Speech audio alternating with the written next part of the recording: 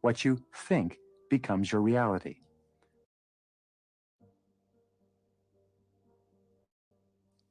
Thoughts held in mind produce after their kind. What you think becomes your reality. Earl Nightingale, in his audio program, The Strangest Secret, says that you become what you think about. Ralph Waldo Emerson summarized this idea more than 100 years before by saying, "A man becomes what he thinks about most of the time." The law of mind is extremely powerful and is in many ways a basic law for explaining many of the other laws that refer to mind action. The natural extension of the law of mind is the third law of success, called the law, is to create a clear and accurate mental equivalent of what you wish to experience in each dimension of your external life. If you want to be happy, you need to clearly define for yourself and create the mental equivalent or picture of exactly what happiness means to you. If you wish to enjoy health and long life or happy relationships or financial prosperity, you need to create in your mind an exact result of a whole series of other laws that I'll be discussing. This becomes the critical starting point that begins inevitably to lead you to the realization of your dreams and goals. The fourth law has been talked about for perhaps 4,000 years, and it's one of the fundamental laws that explains human experience. It simply says that, as within, so without. It says that your outer life will tend to be a mirror image of your inner life. Your external world will tend to correspond almost exactly to what is going on inside both your conscious and subconscious minds. There are four major areas where you see the law of correspondence working all the time. The first is simply in your attitude. Whatever your attitude is, often before you even say anything, people will reflect it back to you in the way they talk to you and treat you. As within, so without. The second area where the law of correspondence is evident is in your relationships. Your relationships will almost perfectly mirror your attitude and your personality. If you're a good and happy person, you'll have good and happy relationships. As you become a more patient and tolerant and loving person, your relationships will reflect this almost immediately, very much as a mirror will do. The third area of correspondence that you see is in your health. Much of your health can be directly traced to specific attitudes that cause you to suffer from minor and major illnesses. The extensive work that's been done in the area of holistic medicine seems to suggest that there are corresponding attitudes of mind for most illnesses that you or I suffer, from the common cold and flu all the way up to the most serious illnesses that are often life-threatening. Whenever you're anxious or upset or unhappy for any reason, for any period of time, your body will begin to reflect those feelings.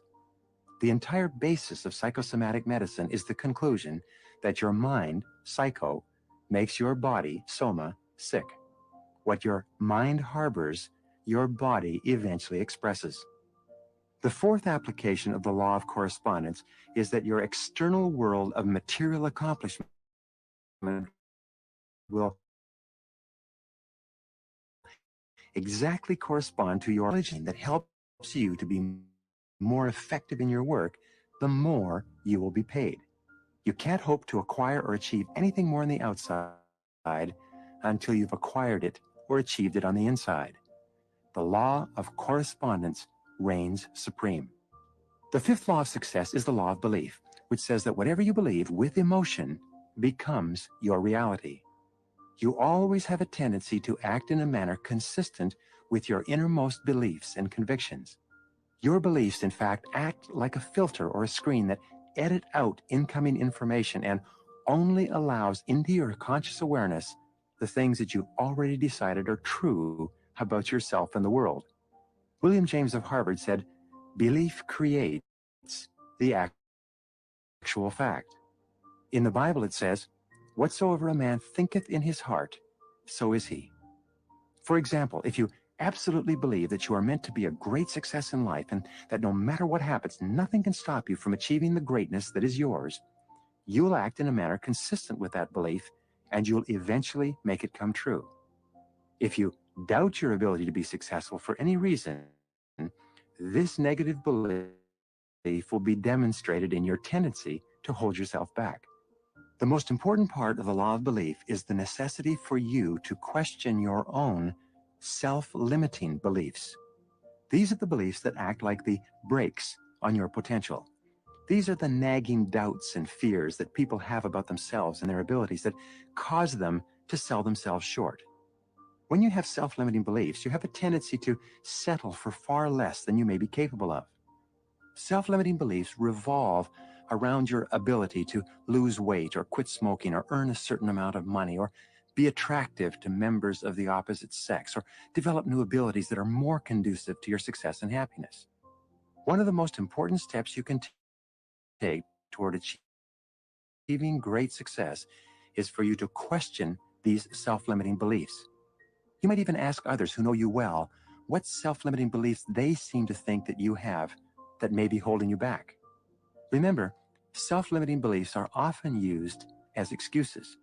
A good way to test your self-limiting beliefs is to ask yourself whether anyone else with the limitations you perceive you have has nonetheless gone on to achieve success. You can also look at your own actions to decide what it is that you truly value.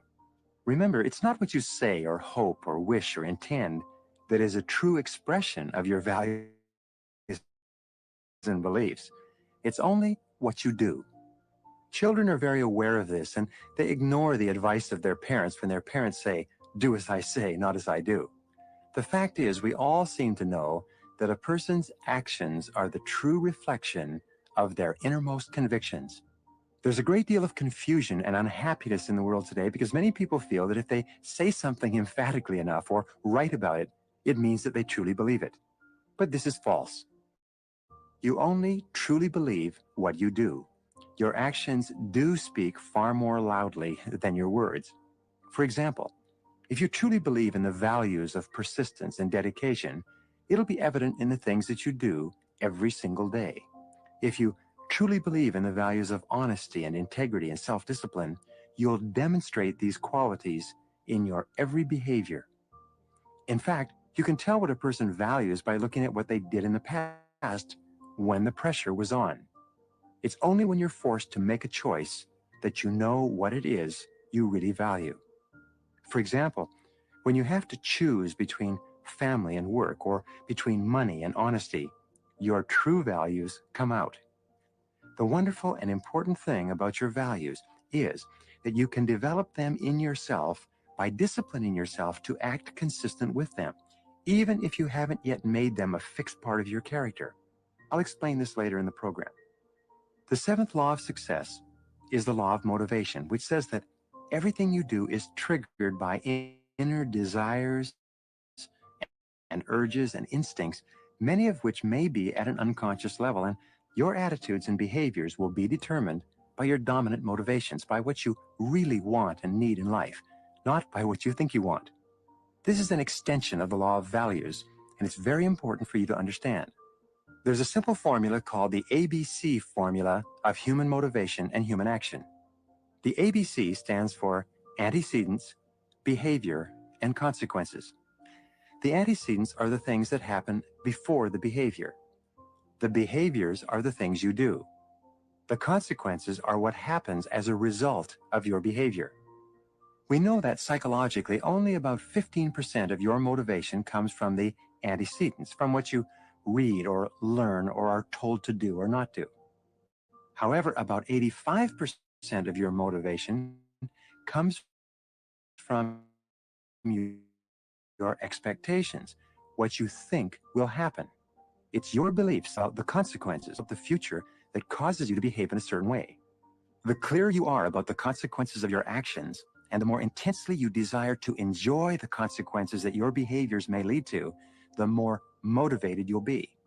This is why it's so important to have absolute clarity with regard to your goals in each area of your life in order for you to be motivated to perform at your very best. An important point with regard to the ABC formula is that your behaviors are not guaranteed to achieve the consequences that you desire. But every behavior or action that you engage in will generate a consequence of some kind. One of the most important parts of understanding motivation and behavior is to realize that both actions and inactions have consequences. What you do, as well as what you fail to do, will have a consequence in your future, and sometimes the consequences can be dramatic and long-lasting. A good exercise in success is for you to write out a description of the type of person that you'd like to be and the kind of life that you'd like to be living. The most powerful faculty that you have is your ability to think, your ability to understand. The more accurately you can think about who you are and what you want to accomplish and how to accomplish it, the more effective and successful you will be. The eighth law of success is the law of subconscious activity, and it has several applications. The first part of this law is that whatever thought or idea mixed with emotion you hold in your conscious mind will be accepted as a command by your subconscious mind. This means that whatever thought, idea, or goal you can hold in your mind on a continuing basis, you can have, because your subconscious mind will go to work to organize all of your thoughts and actions to bring it into your reality. If you desire to earn or attain a certain amount of money, and you think about it continually day and night, and you use every means possible to drive this desire or hope deep into your subconscious mind will begin committing more and more of its reserve capacity toward bringing that goal or desire into your life. The second part of the law of subconscious activity is that your subconscious mind, once you give it the proper commands, will trigger your reticular cortex and its function, the reticular activating system. Your reticular cortex is a small finger-like part of your brain that alerts you to events and circumstances around you that are consistent with your dominant desires or concerns. For example, if you decided that you wanted to buy a red sports car, this desire would signal to your reticular cortex that red sports cars are now of paramount importance to you. From that moment on, you would see red sports cars everywhere, even a block away. You would become extremely alert and sensitive to red sports cars as well as to the means of attaining one of them. If one of your goals is to achieve financial independence, and you imbue this goal with intense desire, your reticular cortex will cause you to be extremely sensitive to all kinds of opportunities around you that would help you to earn more money. You would hear and see things everywhere that you might have been unaware of completely in the absence of having established this goal and planted it in your subconscious mind. The third part of the law of subconscious activity is that your subconscious mind, which controls your autonomic nervous system and all of your muscles, nerves, actions, and reactions, also controls your body language and your tone of voice. Professor Mehrabian of the University of California at Santa Barbara has concluded that when you communicate with others, fully 55% of the message you send is contained in your body language. 38% of the message you send is contained in your tone of voice, and only 7% of the message is contained in the actual words that you use. And your body language and tone of voice is largely controlled by messages about yourself and your goals that you've sent to your subconscious mind as the result of the way you think and feel. For example, when you've had a success of any kind, you send a charge of emotional energy to your subconscious mind that tells it that you're a winner. For some time afterwards, you walk and talk and act and think like a winner. Eyes will be more focused and your body language will signify this belief about yourself. Your subconscious mind will accept your predominant emotional thoughts and organize your entire body, voice, and tone to fit a pattern consistent with it. The ninth law of success is the law of expectations. It's often called the law of the self-fulfilling prophecy. It's one of the most powerful of all laws because of its simplicity and its predictability. This law simply says that whatever you expect with confidence will have a tendency to materialize in your life. You get not what you want, but what you expect with the greatest intensity. For this reason, an attitude of positive self-expectancy seems to go hand in hand with great success in every area of your life. The wonderful thing about the law of expectations is that you have the power to manufacture your own expectations. You can decide to expect only good things to happen to you. You can walk and talk and act as though you believe the entire world was conspiring to help you to achieve your goals. You can become what W. Clement Stone often referred to as an inverse paranoid. You can become convinced that the entire world is conspiring to do you good. The way that you apply expectations is by confidently looking for the good in every person and every situation. When you have a temporary setback, you can look into the setback for the valuable lesson that it might contain.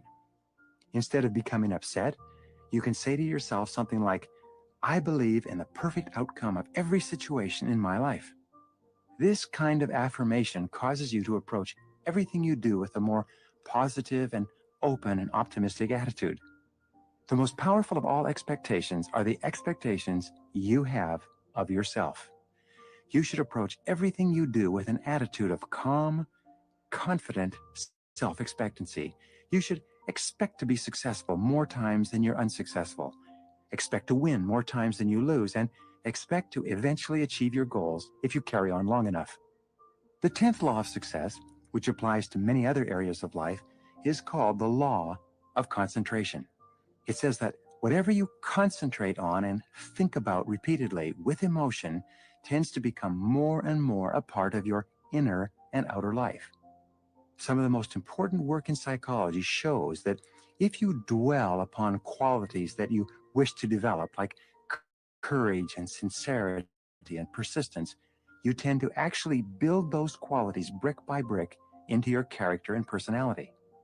The law of concentration goes hand in hand with the law of subconscious activity, and it largely explains the person that you are today.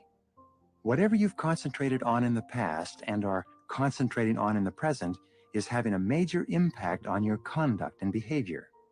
What you concentrate on largely determines the quality and quantity of the results that you get and the success that you enjoy. The 11th law of success is the law of habit. It says that virtually everything that you do is automatic and unthinking. You are largely a creature of habit. It says that from the time you get up in the morning to the time you go to bed at night, you have a tendency to follow the path of least resistance and to do the things that you become accustomed to doing in the past. You eat the same foods for breakfast, you brush your teeth with the same toothpaste, you take the same route to work, you greet people with the same words, you go to lunch at the same time, you work in the same way. Now, there's nothing wrong with establishing habits that enable you to simplify your life. In fact, your life becomes successful to the degree to which many of the things you once needed to concentrate on, such as driving a car, have become automatic and unthinking. When you make certain things habitual so they no longer require thought, your mind then becomes free to concentrate on other things that can be more helpful to you in achieving the things that you really want. There's several parts of the law of habit, and the first of these is that good habits are hard to form, but easy to live with. The second part is that bad habits are easy to form, but hard to live with. One of the hardest of all things to change are bad habits which are counterproductive to the goals that you want to achieve. It's therefore important for you to sit down and think through the habits that you have and analyze them carefully. You need to decide whether or not they are moving you towards your goals or away from them. Remember, one of the most important of all observations on success is that everything you do either moves you in one direction or moves you in the other. Nothing is neutral. Everything counts. If a habit isn't helpful, it is hurtful. If a habit is not leading you to success, it's probably leading you to failure. The way that you overcome bad habits is simply to override them by the development of new, more positive habits.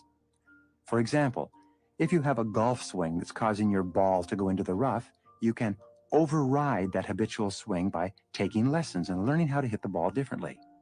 If you have a habit of getting up later than you should, you can override that habit by repeatedly getting up earlier until that new behavior becomes the habit that dominates your thinking and your actions.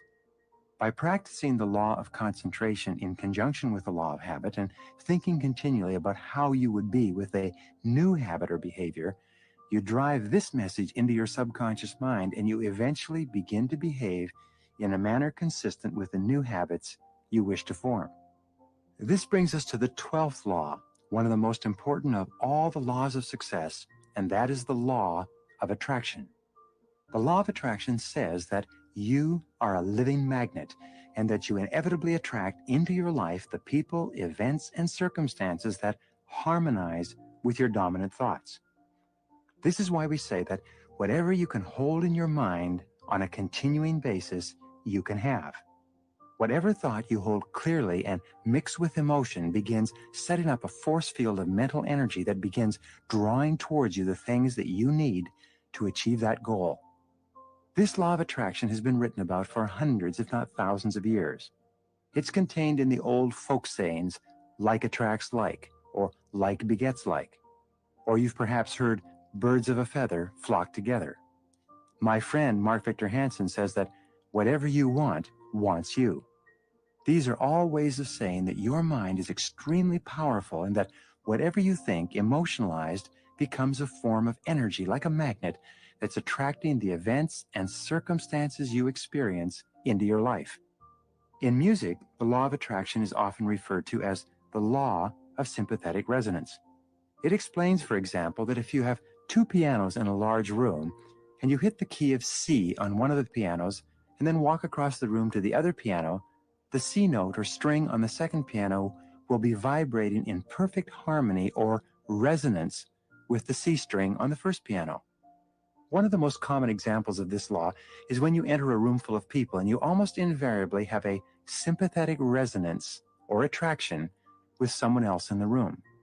You'll have a tendency to gravitate toward a person with whom you are comfortable and compatible, and that person will have a tendency to gravitate towards you. Very often, two single people at a social gathering will have a level of sympathetic resonance that draws them toward each other and into conversation. By the same token, when you have a very clear goal or idea, you will tend to attract people to you and be attracted to people who have ideas and information and resources that can help you to realize that goal. Another illustration of the law of attraction is its opposite, which is the law of repulsion. When you begin to become a particular kind of person, because of the way you change your thinking, you will find yourself attracted to people who are similar to you, and you will also find yourself repelling and being repelled by people who don't think the way you do. This law explains why positive people tend to associate with other positive people, and why negative people tend to associate with other negative people, and why neither group finds the other group of very much interest. You can begin to fill your life with the kind of people that you respect and admire by simply becoming the kind of person in your thoughts that will attract them to you.